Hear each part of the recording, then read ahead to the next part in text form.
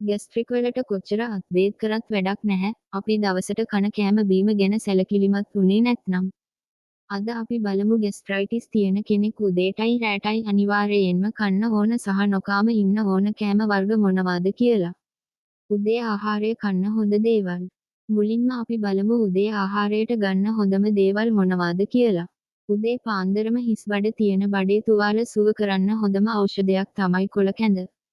විශේෂයෙන්ම හීන් බෝවිටියා, කරපිංචා, රණවරා හෝ ගොටුකොළ කැඳ බඩ සිසිල් කරන්න උදව් වෙනවා.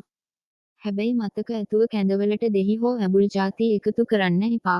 ඒ වගේම කිතුල් පිටි කඳ හෝ තලප කියන්නෙත් බඩේ දැවිල්ලක් ක්ෂණිකව නිවන දිව්‍ය ඖෂධයක්. මීට අමතරව රාජහල, කිරි අල වගේ දේශීය අල වර්ග මිරිස් රහිත පොල්කිරි හොද්දක් සමග හෝ ඕට්ස් වැනි සරල කෑමක් උදේට ගන්න පුළුවන්.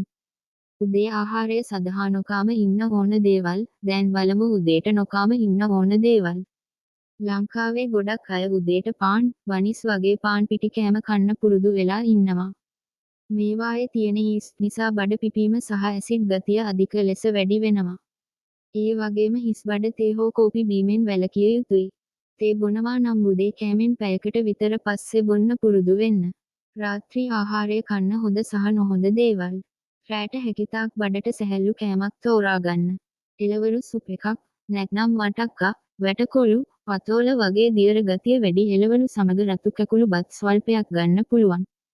හැබැයි රෑට තෙල් කෑම, වැදපු කෑම සහ අධික ලෙස මිරිස්, ගම්මිරිස් දාපු හොදි වර්ග කන්නම එපා. ඒ වගේම මස් වර්ග රෑට දිරවන්න හරිම අමාරුයි.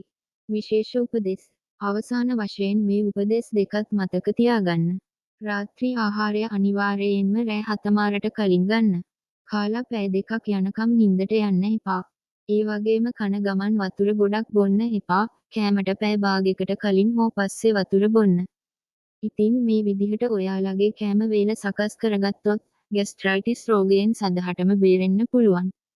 මේ වගේ වටිනා සෞඛ්‍ය උපදෙස් දිගටම දැනගන්න අපේ ලයිෆ් හෝම් ඉසෙල් channel එක සබ්ස්ක්‍රයිබ් කරලා තියාගන්න. ඔයාලට නිරෝගී දිවියක් ප්‍රාර්ථනා කරනවා.